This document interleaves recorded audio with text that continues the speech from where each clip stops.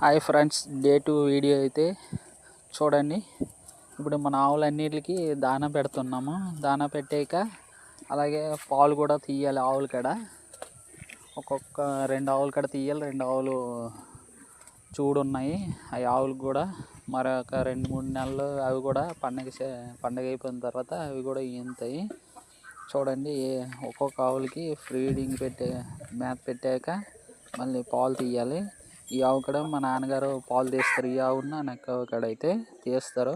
అలాగే పాలు తీసాక డైరీకి వేసాక మళ్ళీ మన జొన్న తోట కాడికి వచ్చిన తర్వాత అక్కడైతే కొంగలు అయితే ఎగురుతున్నాయి. ఏ విధంగా అయితే గుంపులుగా కొంగలు అయితే ఎగురుతున్నాయి. లైక్ చేయండి, సబ్స్క్రైబ్ చేయండి, షేర్ చేయండి, కామెంట్ చేయండి.